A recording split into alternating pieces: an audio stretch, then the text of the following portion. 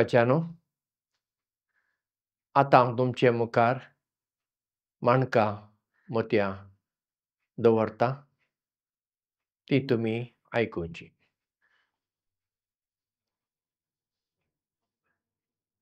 आयचो विशय दान उदारपण. दान म्हणल्यार कितें आमी जाणा आमी दान करता. इगर्जेक दान दिता. थंय आमी चडशे पयशे दिता ना तर जाल्यार खंयच्यो वस्तू व्हरून दिता. बरें आसा. मागीर आमी दुबळ्यांक दान करता. पूण चडशे आमचें दान कशें आसता तें पळया. दुबळ्या सवें म्हाका नाका आसलें म्हज्या घरांत पोरणें जाल्लें हांव दुसऱ्यांक दितां. म्हजें पोरणें वस्तूर हांव दुसऱ्यांक दितां आनी हांवें दान केलें म्हणटा. आतां पोरणें वस्तूर दिल्लें कांय वायट न्हय. पूण त्या दुबळ्यांच्या नदरेंतल्यान आमी पळोवया. त्या दुबळ्यांक कितें दिसता ओ आमी दुबळीं म्हणून म्हाका हें पोरणें दिलां. तें पोरणें दिवचे परस आमी नवें दिवंक जायना वय. तें दान जाता. हें पोरणें पळय आमी काण दिता कितें म्हळ्यार म्हाका नाका आसलें हांव काण दितां म्हळ्यार म्हज्या घरांतलो कचरो हांव दुसऱ्यांक दितां. तशें तें. म्हज्या घरांत हांवें बरें कितें वस्तू हाडल्यात. बरीं नवीं आयदनां हाडलात. आतां पोरनीं आयदनां. बरें कोणा दुबळ्याक दिलीं तीं दुबळीं म्हणून. तें दान जायना. दान म्हूण सांगल्यार जें कितें म्हाका जाय, म्हाका बरें लागता तें हांव दुसऱ्या सवें वांटून घेतां तें दान. दुबळीं म्हणून तांकां आमी सकयल्या नदरेंतल्यान पळोवचीं न्हय. खंयच्याय कारणाक लागून तांचे थंय दुबळिकाय आसा. पूण दुबळ्या मनशांक सयत स्थानमान आसूंक फावो न्हय. तो आमी दिता. आमच्या घरा बर्थडे पार्टी जाली. इश्टांक तांकां हांकां आपोवन बरें जेवण केलें. खाण पिवण जालें. मागीर इल्लें जेवण उरलें. कितें करता आमी कोणा तरी दुबळ्यांक दिवचें ना जाल्यार अनाथ आश्रमाक दिवचें. हें दान जालें? ना. कोणाचो तुमी जल्मादीस करतात? ताच्या नांवान एक बरें जेवण दियात न्हय अनाथ आश्रमाक. कसलें जेवण दियात? बरें दियात. बुरलें दिवची गरज ना. बरें दियात. तुमी व्हडल्या व्हडल्या तुमच्या इश्टांक आपयला न्हय. कोण वळखीचीं तुमचीं दुबळीं आसा तांकां आपया न्हय तुमच्या घरा जेवणाक. तीं तुमच्या संतोशांत वांटो घेवन दीत न्हय. तशें आमी करता? ना आमी करिना. आमी उरलें आमकां नाका जाल्लें दुसऱ्यांक दिवचें. आनी आमी दान दिलां म्हणून आमी व्हडलें जिंचें. ना हें दान न्हय. आतां उदारपणा विशीं सांगता. एक देख दिवन तुमकां सांगता उदारपणाची.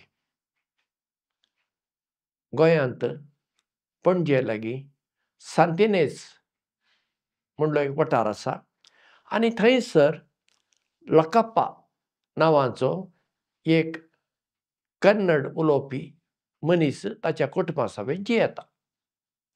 त्या लकाप्पाक 2 वायट संवय आसल्यो.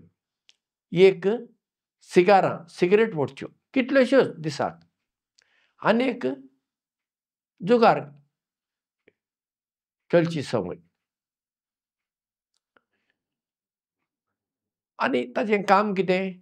थंय भाड्याक मोटरसायकल सोडचें. तांकां गोंयांत पायलट म्हणटात. ते गोंयांत ती एक पद्दत आसा. तुका खंय वचूंक जाय तुका ते पायलट म्हूण तें कळटा. तांच्या मोटरसायकलीच्या हाका मुखार रंग हळदुवो आसता. तूं सांग तो तुका थंय व्हरून सोडटा आनी पयशे कितले तो सांगता आनी तूं मागीर ताका दी. तेन्ना ताच्या एका सांगाती पायलटान क्रिस्तांव मनीस तो पायलट ताणें ह्या लकाप्पाक सांगलें. लकाप्पा हिंदू आसलो. लकाप्पा तूं कित्याक तुजे पयशे पाड करताय? कित्याक म्हूण सिगारां ओडताय? कित्याक म्हूण जुगार खेळटाय? आनी लकाप्पान ताका म्हणलें म्हाका सोडूंक जायना, म्हाका संवय जाला. तेन्ना ताच्या इश्टान ताका म्हणलें, "तूं पोटा वच, तूं बरो जातलो." लकापाक पोटा म्हणजे कितें तें समजूंक ना. ताणें म्हणलें, "हें कितें? हें गांवचें नांव? गांवचें नांव जाल्यार तो गांव खंय आसा?" मागीर त्या मनशान ताका सांगलें, "तो केरळांत आसा, तूं थंय वच." लकापान विचारलें, "थंय कितें आसा?" "थंय रेतीर जाता, थंय देव आसा." लकापाक दिसलें देव हांगा ना. "न्हय, आसा, पूण तूं वच, तूं बरो जातलो." लकापा चिंतूंक पडलो, ह्या मनशान म्हज्या इश्टान म्हाका कित्याक सांगलां आतां पोटा वच म्हणून. आतां पोटा हांव गेल्यार हांव बरो जातलों म्हूण कितें खात्री आसा? गॅरंटी आसा वय? बेश्टें म्हज्या लागीं पयलींच हांगा दुडू नात. हांव रिणांत बुडलां. एका लाखा परस म्हजें रीण आसा आनी आतां पोटा वचूंक खर्च ना वय. देखून तो चिंतूंक पडलो आनी थंयच न्हंय लागीं, मांडोवी न्हंय लागीं भुरग्यांची एक व्हडली बाग आसा, गार्डन आसा. थंय वचून एका बांकार बसलो आनी देवा कडेन उलोवंक लागलो. आतां ही सगळी खबर लकापानच म्हाका सांगली. सुमार 1 वर तो थंय बसलो आनी देवा कडेन उलयतालो आनी देवा कडेन वाद घालतालो. म्हज्या इश्टान म्हाका पोटा वच म्हणलां, थंय गेल्यार हांव बरो जातलों अशें सांगलां. तूं सगळ्या कडेन आसा न्हय, मागीर हांवें पोटा वचूंक जाय म्हूण तूं म्हाका कितें तरी एक कुरू दी, संकेत दी, तेन्ना हांव येतां. म्हणजे असो देवा कडेन वाद घालून तो जुगार खेळूंक गेलो. ते जुगार ताचे कार्डां खेळचीं, इस्पीट कार्डां.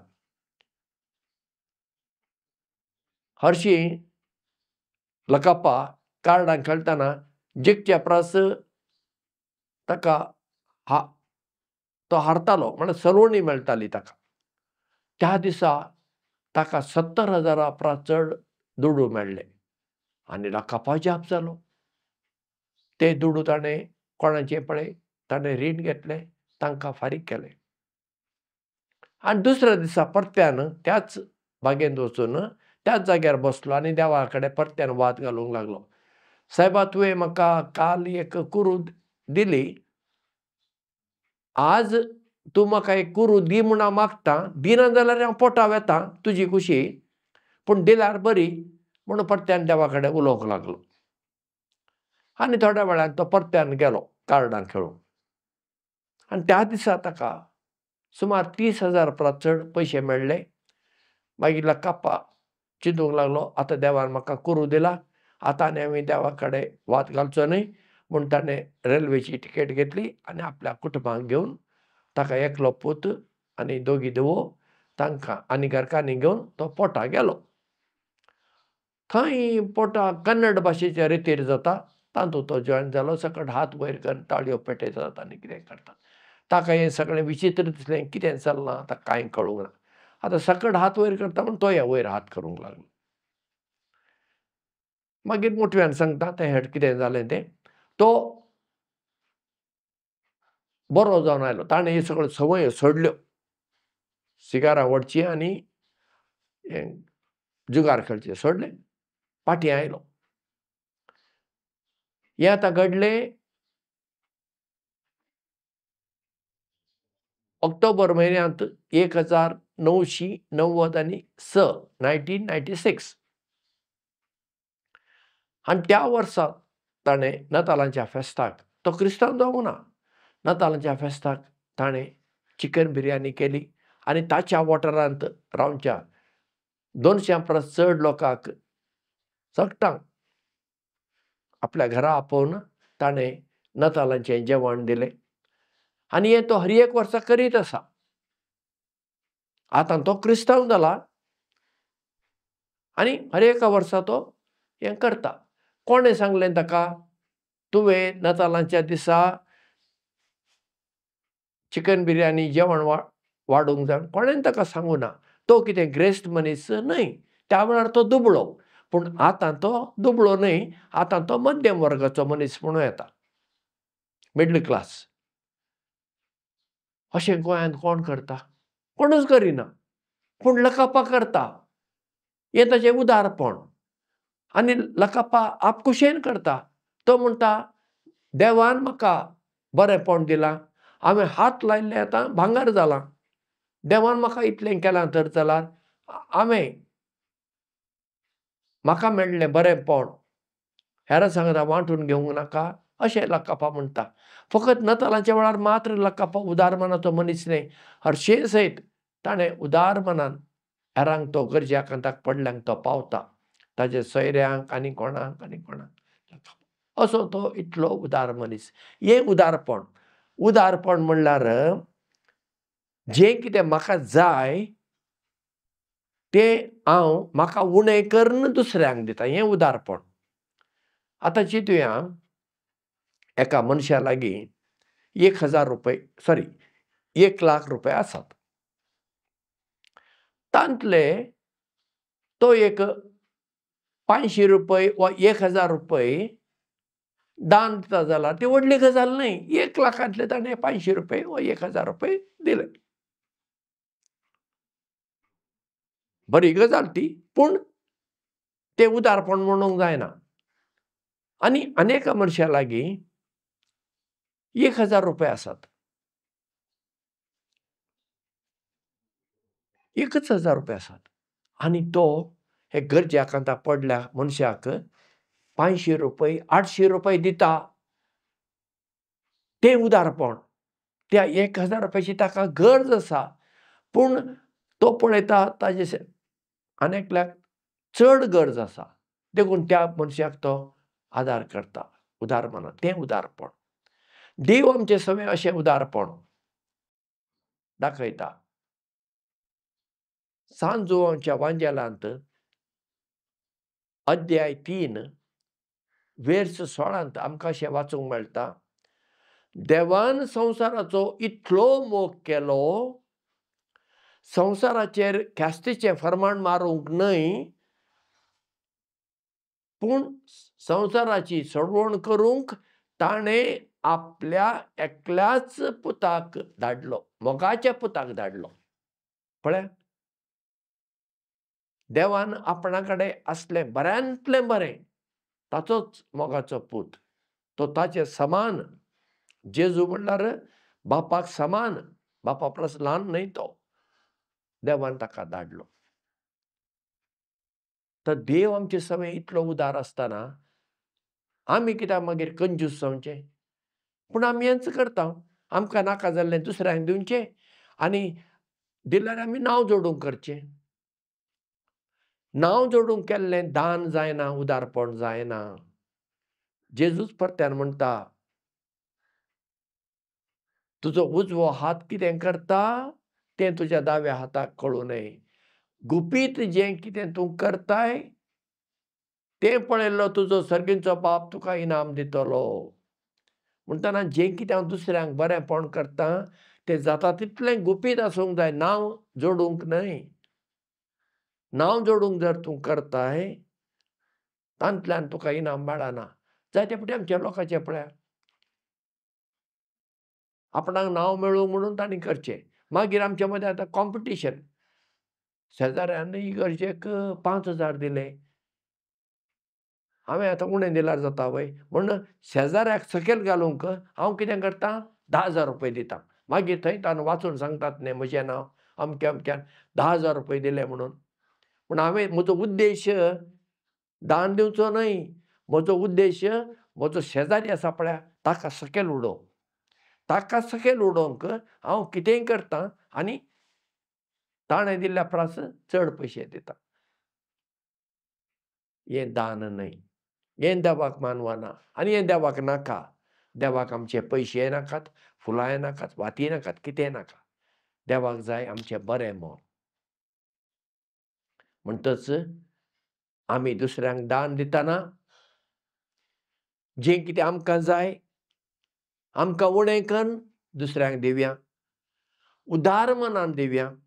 कित्याक जें आमी कितें दिता तें आमकां फाटीं मेळटलें. कित्याक जेजू परत्यान सांगता, जेन्ना तूं कितें मेजून दितना माप भरून, हालोवन, चेपोवन वमतासर दुसऱ्यांक दी.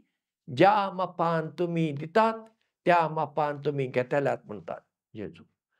म्हणजे आमी दुसऱ्यांक उदार मनान दिल्यार त्या मनशांत हांव न्हय, कोणाय दुसऱ्यांत आमकां आमी दिल्ल्या परस चड मेळटलें. आनी हो म्हजो अणभव. हांव तुमकां सांगता. हांवें पळयला अणभवांत दुबळ्याक आदार करतना. हांव ताची जात पळयना, रंग पळयना, गांव पळयना, धर्म पळयना. कितें करूंक जाता तें करता.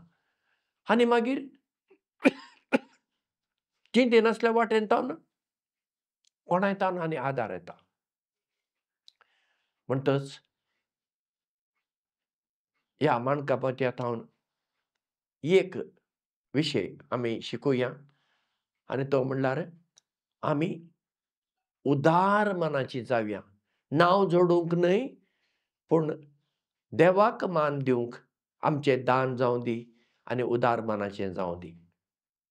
ही माणकामती तुमकां दिव्यवाणी यूट्यूब लायव्ह चॅनला तर्फेन पावतात. तुमी दिव्यवाणी यूट्यूब चॅनलाक सबस्क्रायब करा. तुमकां दुडू दिवची गरज ना. तुमची कितें प्रतिक्रिया आसा जाल्यार ती बरयात. हाका लागून दिव्यवाणी यूट्यूब चॅनलान काम करतल्यांक तांची उमेद वाडटली आनी तुमकां बऱ्यो बऱ्यो कार्यावळी ह्या चॅनला तर्फेन दिवंक तांकां बळ मेळटलें.